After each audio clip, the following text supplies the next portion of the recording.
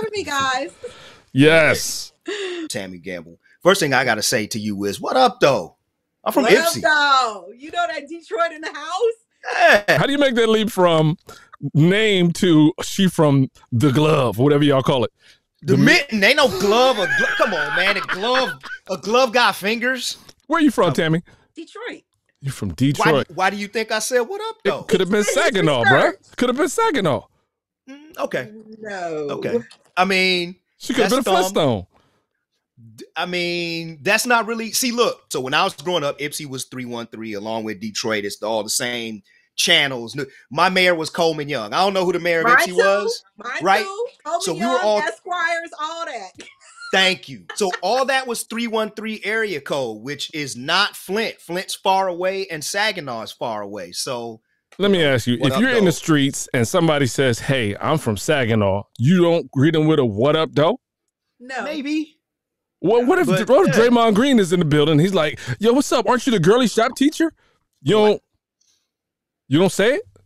No. He's so sad. Look, so we call it Saganasty, right? You know, way back in the day. Saginaw cats is built a little different. Like, you know, we talk about Midwest cities. So Chicago folks are like, yo, man, Detroit, it ain't big, but them dudes crazy, man. And then Detroit dudes is like, y'all, man, we don't mess with dudes from Cleveland, yo, and Cleveland cats crazy. So at the crib, Detroit and Flint are two very, very different places. Detroit and Saginaw are two very different. Hey.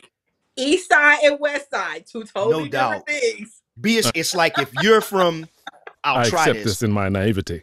If you're from Newark and you be like, yo, what's up? Trenton in the house. If we're not in New Jersey, I would probably dap anybody from New Jersey. But if we're in New Jersey, maybe those dividing lines are a bit long. Let me give him something more relevant. Someone walks in the room and says, H-U, and we yell, you know, and they say Hampton. Yeah. Right. Turn off the lights. Everybody leaves.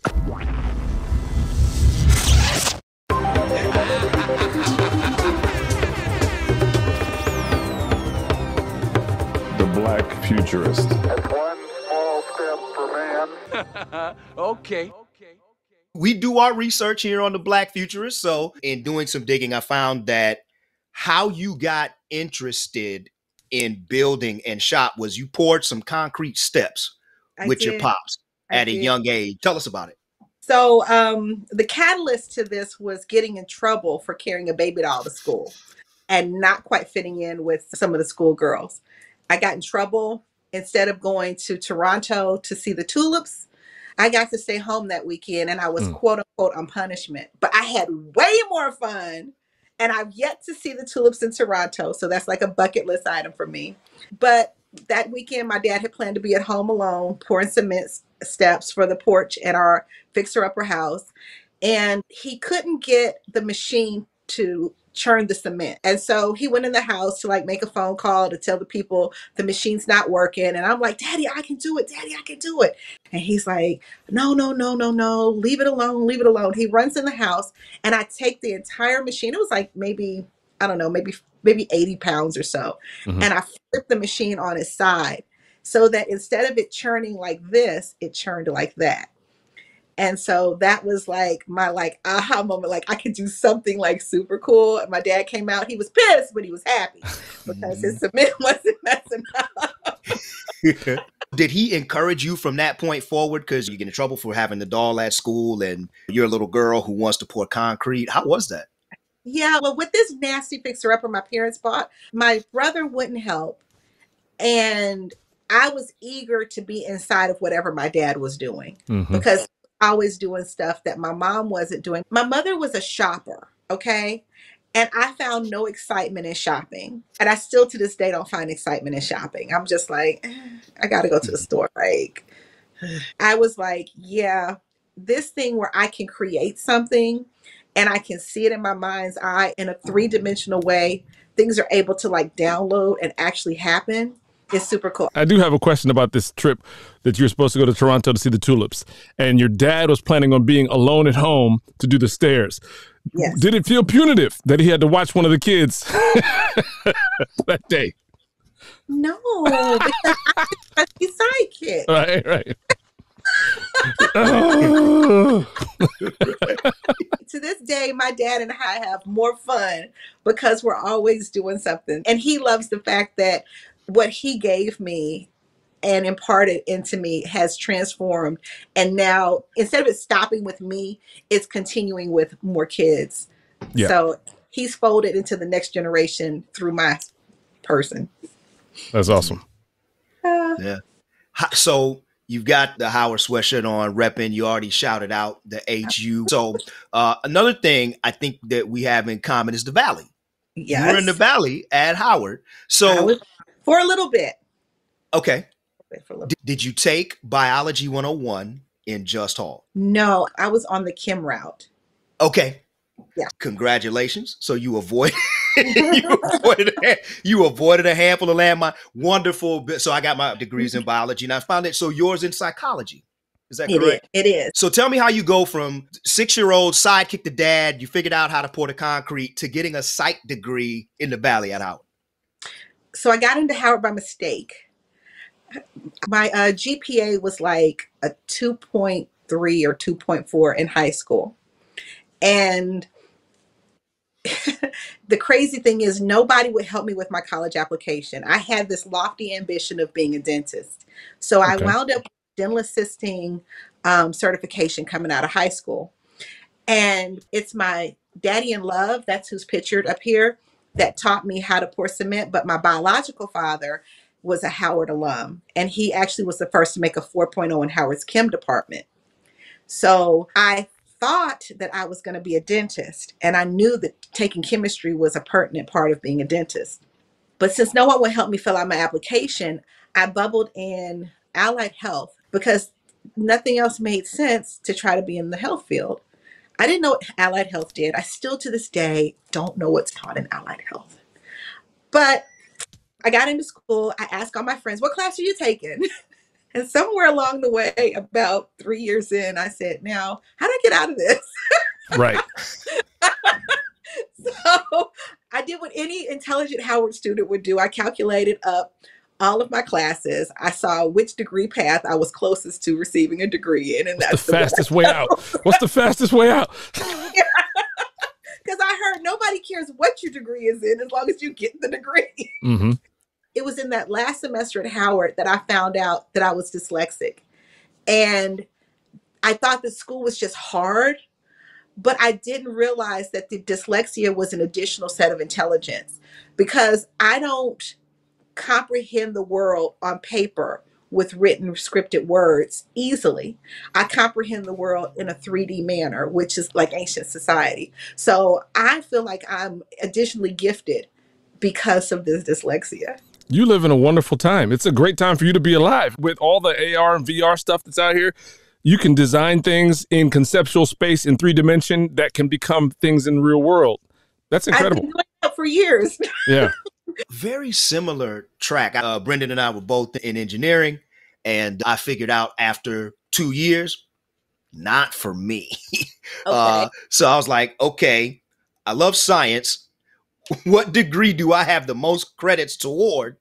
That's still a science, like biology, they overlap, the chemistry. Okay, cool, let's go. Yeah, that's how I end up sometimes majoring in things that we like. Were there any things that you did while you were at Howard that nurtured that spatial intelligence part? Not off the top of my head. So it's kind of like a hiatus. Yeah. What Howard did, it didn't nurture the spatial piece, but it did nurture the piece of everything is possible. So when I think of how I conceptualize things spatially, I don't think of Howard's per se, but when I think of, if I can think it, it can be done. Yeah. That is what I know to be true. Mm-hmm. Yeah. We have so many different terms for that. We call it the hustle, just like networking, vertical and horizontal networking, all the different ways that we can talk about it. Getting that notion of, yeah, this is possible, and being around capable, brilliant Black people in particular is just. What did Haq Islam call it, Maurice? Oh, he called it, what was it? The oh, yes. I wrote arrogance. What is it? The something confidence. Irrational confidence.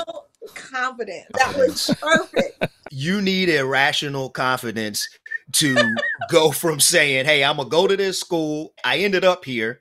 I'm going to get a degree from college, which most people don't do. I'm going to get a degree. And then I'm going to go back to what seems like was my passion. Like you're at a place that wasn't nurturing that aspect of your passion. So as a fellow school teacher, again, we've just got a bunch of really cool parallels.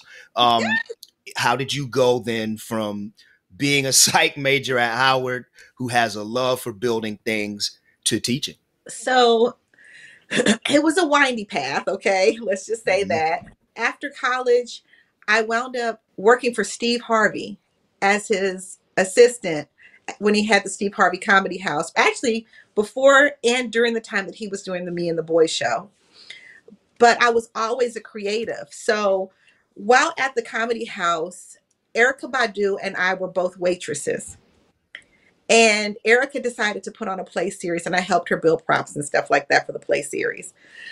But so it was a natural progression for me to continue to build things. My parents have rental properties, which I was always going in, fixing something, building something, whatever, because that's just where I cut my teeth. And I always loved working with my hands. So, I just build stuff. It's just what makes me happy. So finally, one of my girlfriends, my hairdresser, the one that keeps all this amazing color in my hair, Tracy says to me one day, because I had been in a job with American Airlines that I didn't love, and it didn't make enough money to sustain like the Gucci habit I have. So she says, hey, there's a job at the high school teaching building trades. And I said, oh, I know some people that can do that. She said, no, fool you. And I was like, can I curse on this thing? Yeah. I was goddamn like, right. I don't want to be a goddamn school teacher. That's like, what? I don't want to do that. So then I thought about it. I get off at 3 or 4. I have evenings off. I have weekends off. I have every holiday off. I have summers off. So really, I'm getting paid full-time money to do part-time work. I can fill in the blanks from there. So I took the job teaching building trades and construction at a high school just outside of Dallas. And before the week was out, I had 2 other offers sitting on the table because I was calling people like, how do I interview for this thing? Because I don't want to be a teacher, but what should I say? Like, I didn't remember like pedagogy and all that stuff. Even though my minor's in education, I didn't remember it. And I wound up with 2 other offers. Wow. I'm still turning down offers to go in the classroom. It's crazy. So are you still in the classroom currently, or have you? Okay. No. I will not go back in the classroom. I spent 12 years, 6-12, taught another 8 on the college level. I'm going back next semester because I actually missed the classroom. I'm one of those teachers at heart. I come from a line of teachers. So it's different. And I can understand completely that someone would not want to go back. But I'm curious. So during your time as a teacher, you walk in, and again, a parallel. Student walks in to their high school biology class as a 9th grader, and I'm standing there, right? Most kids were like, hey, sir, the trash is over here. Can you make sure? Like, that's the only time they done seen black dudes up at the school, right? And I'm like, right? Like, I'm the dude from Abbott Elementary, right? It's true. Right. Like, I'm that guy. And I'm like, have a seat. Mr. Dahlberry, we're going to, so what was it like? This is not your immediate chosen path. You're back to doing your love, but you walk in and of course, there are kids in there who are like, hey, are teachers a girl? Right. They thought I was a sub. Sure. They were shook when they found out that I was the real teacher. And it was very interesting because the freshman kids that I had were fine because I was the only thing they knew. It was the ones that were already in the trades programs that were accustomed to seeing the antithesis of me. Right. Right. I mean, only thing I had in common with the previous shop teacher was the color of my hair. Okay. So everything else, big body, bright skin, blue eyes, cracker butt, all that stuff was like the old shop teacher. Right. The dude who we all think of when we think shop teacher. Right. Exactly. So I was the antithesis. And It took a couple of kids a while to get the fact that, yo, I'm the shop teacher. But I walked in with that Detroit mentality. Like, you can say what you want. When I tell you we've jonesed so hard on the bus, you cannot out Jones me. Okay.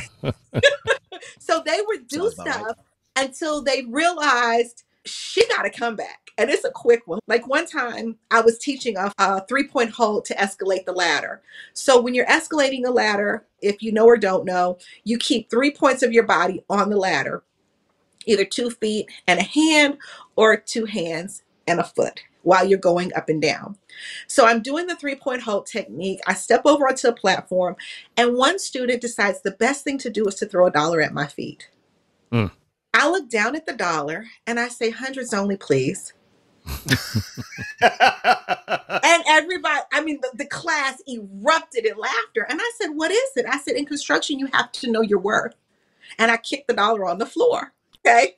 The young man was so freaking embarrassed that, he picked up his little dollar and tucked his tail. And he really didn't have anything left to say to me the rest of the school year. I know that part of being a school teacher, and when you are in a field where, one, there's just a lot of expertise that is expected from the students. You got to know your stuff. I can identify with that being in the biology class and in the chemistry class as a teacher. And of course, the other part of it is you're breaking barriers. You're breaking barriers for students. You look nothing like shop teacher, right? They're not expecting you. They're not expecting wittiness. They're not expecting the Detroit and the Howard. It doesn't have to be the focus of everyone's story. Right. But can you speak a little bit to those notions of breaking some barriers and changing things as a Black woman?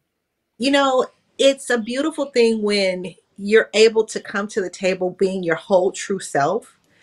And in being your whole true self, you have interests that are diverse that you don't normally see in whatever the community is.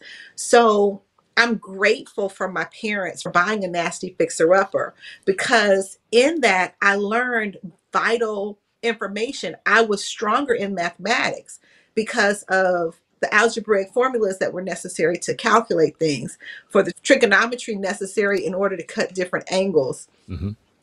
For understanding graphing and things of that nature. So I was stronger in my field because of my previous experiences. And oftentimes we don't make it known that even something as simple as volume is calculatable by how much volume of air needs to be pushed into a room to make it hot or cold. And so being able to make those connections with students and letting them know everything in their world is math and everything in their world is construction, it bridged that gap, which is not necessarily where a lot of the traditional male teachers were showing those relationship pieces. Women are very much relationship oriented in every way. And we're like, okay, how can we make this thing work and that thing work? We do it when we cook. We do it when we're driving a car. We just do these relationship pieces. So from the feedback I've received, it made me a much more dynamic instructor, because I was able to relate items. On one particular occasion, I had a group of students that were failing miserably in one of the geometry classes. And so one of my kids, anything that he took in, he would just spit back out. Okay. But he was failing miserably in this geometry class. And he said to me, can you help me understand these principles in this geometry class? Because I don't get it. So I said, well, let me finish up my lesson. And then when you finish your piece of what I've asked you to do, then we'll step aside and work on it. So I worked with him on the particular concept, and I took him over to the CNC machine because he wasn't understanding what was the pertinence of plotting and graphing. And I was like, well, the CNC machine, which is a computer numeric control machine, is the same type of machine that people use to cut graphics, like on t-shirts, or to plot graphing when you have a digital printer, like a dot matrix printer, goes on the same principles. So I showed him the relationship between what he was plotting and graphing and what it could do by using the CNC machine. Then he went on and took that information and he flooded the rest of the students with the same information. Those kids got back to their test with their regular math teacher and they all aced the test, to the point where there was an investigation done as to how did they go from not understanding to everybody knows what's going on. And the only common denominator they had was me. Okay. And the fact that they were all in my first period class. So when the principal came and said, okay, we've done this investigation, all the kids have you in common. And when we asked the kids, why do they know that? They were like, because G told us. She said, what did you say? And I was like, well, here it is in real life. I just took that thing that made no sense to them and married it to something that made sense. Yep. And so that's how I do things. Yeah. Yeah.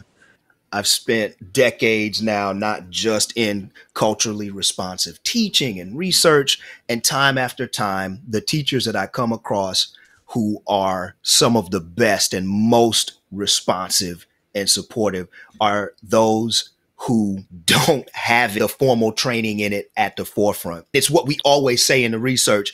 If you have a Black woman who is teaching a shop class, the experiences for the students are going to be so different. There's going to be those times, like you just brought up, there's a test in another class, right? Where being a Black woman from Detroit who worked on Old Fixer Upper, that is a unique set of experiences that allowed you to reach them in a way that other teachers couldn't. It's just, it's awesome to see. And then you have the added part that that's not a place that is nurturing for the confidence of a Black woman of any place, right? That's probably one of the least, right? Is America nurturing for the confidence of a Black woman? No. Right. I'm saying that from like the nicest way. And, you know, look, we can talk about it like, yeah, it's got to be really, really fucked up, right? But in terms of your experiences, how have you found now as you transition out of the classroom and kind of into the industry, how have you found it maintaining that same sort of mentality and attitude? I have the best sense of humor and I find all kind of shit funny. Even yesterday. So I am an active foreman for the United Brotherhood of Carpenter and Joiners. And we do trade show setups. So this week I've been doing a trade show setup for the Supercomputer Conference here in Dallas.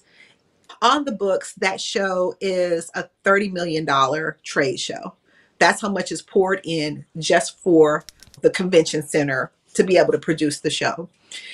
And I am second in command for all the construction team on the show. The foreman who is over me is actually another Howard alum. Male or female? Male. Okay.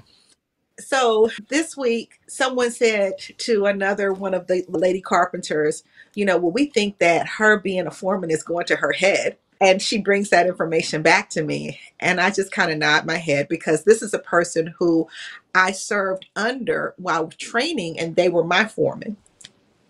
And so I just kind of laughed about it. And I was like, well, you know, a lot of the people who are working out on the floor and have seen me work out on the floor, they know me to be a carpenter because, yes, I am a carpenter. And they don't understand because I don't walk out there and spread my resume and all of the things that I know and all of the experiences that I have and all the things I've done. That's set for my interview. That's not set for me to go out on the floor and boast about, well, I know this and I know that. No, when I'm doing carpentry work, I'm serving as a carpenter. When I'm doing foreman work, I'm serving the union as a foreman or a steward or whatever capacity. And I look at carpentry as a service-oriented occupation because we're doing something in every form of carpentry to enhance someone's life.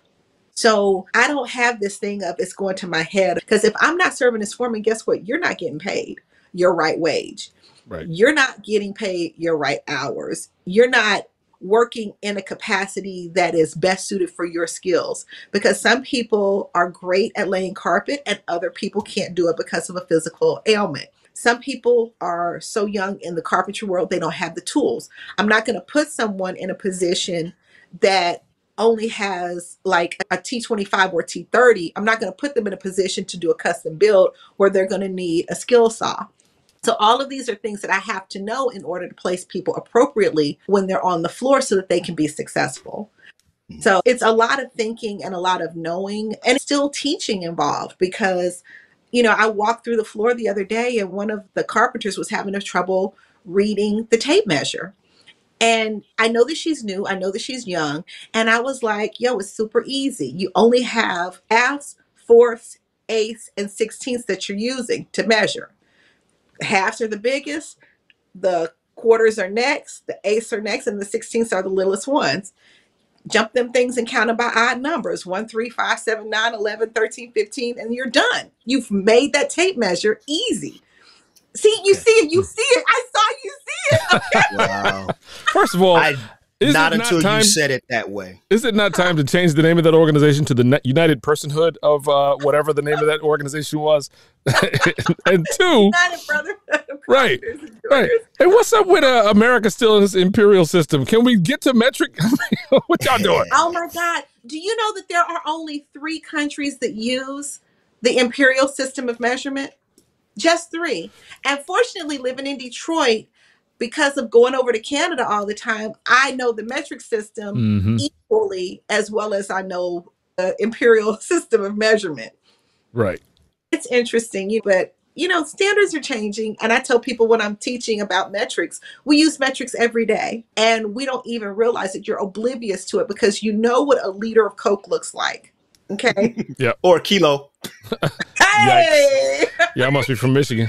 Why is it so easy for pharmacists to measure? Because they're going in increments of 10.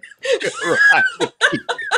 Yep, exactly. Any type of pharmacist, whether they are formal pharmacists or informal pharmacists, they are all capable of measuring by tens. It just it does make things easier. Yeah, like, look, you got 10 fingers. Right. It makes sense. The way that you took that and said, so these even numbers of measurement and you said it's odd. And then I'm like, wow, that was fascinating. I love listening to people who can naturally teach. Before we wrap, Disney Plus, you were on an episode of Shop Class. Yeah. Right? I was. Okay. Sorry for spoilers. This came out like earlier this year. So y'all got robbed. I thought y'all should have won. However, I didn't get robbed. Let me tell you, I am the biggest winner for being on Shop Class on Disney Plus because I am the only representation of an African American female on the entire show series. All right. And the skater, who is one of the Ray brothers, Jonas Ray, hit my ramp so hard and he flew on that ramp like nobody's business. He did. So I'm the biggest winner. So like, not this weekend, the previous weekend, I did the Earth X Film Festival at 4 Down Skate Park. Okay. It's a nonprofit skate park that's here in Dallas. And I was able to do the education piece for a big film festival. So I'm in the room with Mike Crum and with Rob Cahill and with Kareem, Kareem is the only Black character on Tony Hawk video game. Okay. Yeah, I got pictures with Kareem and like I got Mike Cahill and them like hugging on me because like those are my buddies. So I'm the biggest winner because I get so many other experiences because of being there. I haven't seen, honestly, anybody else that has had that platform that has been able to shine in the manner I've been able to shine with this love of the construction industry.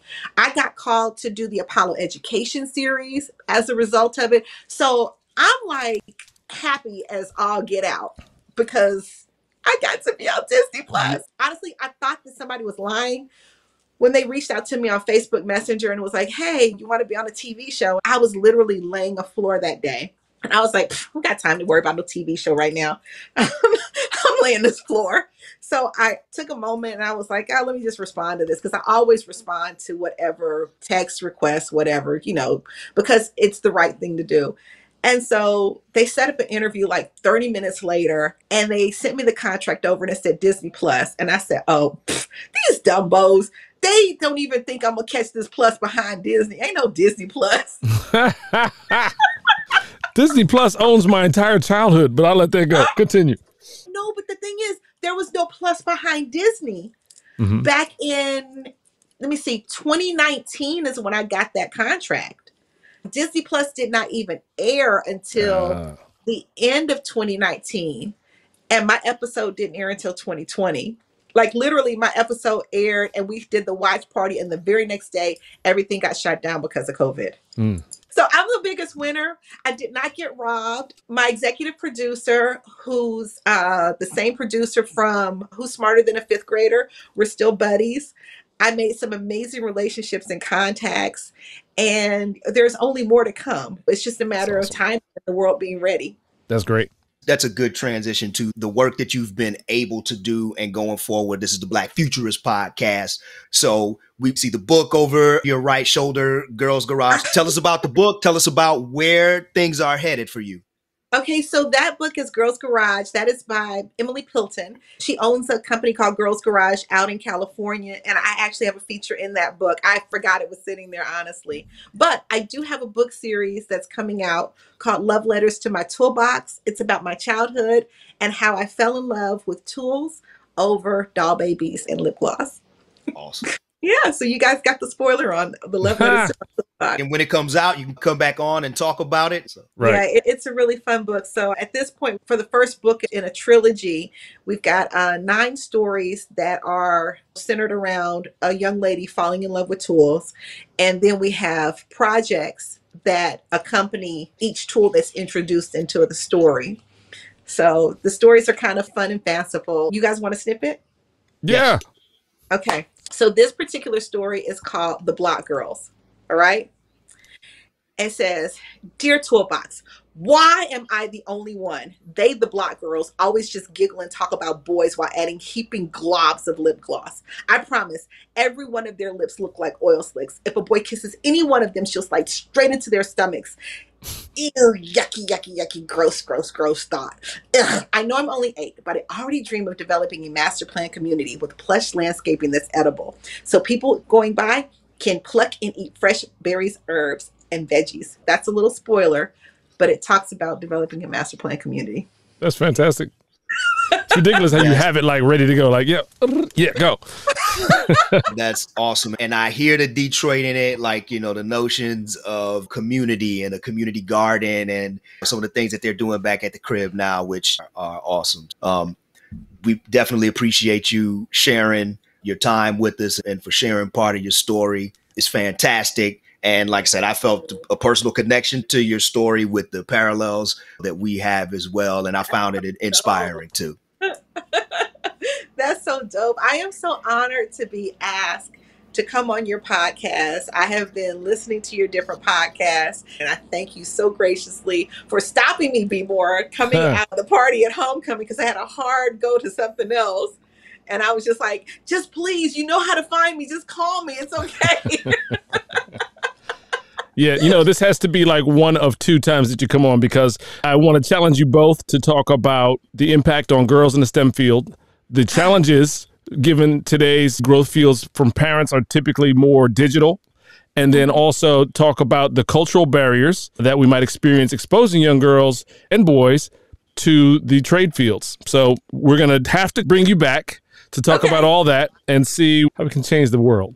Well, we've already done that, and we're just going to continue to push forward. I think a lot of times, just as a spoiler to the STEAM piece, people don't see themselves living in science, engineering, art, and math in everything that they do. Mm-hmm. And when we pop that can open and just let it spill out onto the floor, and kids start to pick it up and digest it, then they're like, oh, I do this anyway. It's more natural in how we have our approach to the world. So we can talk more about that later. Jordan on the mic, Tami Gamble. Thank you, gentlemen. Thank you. Thank you.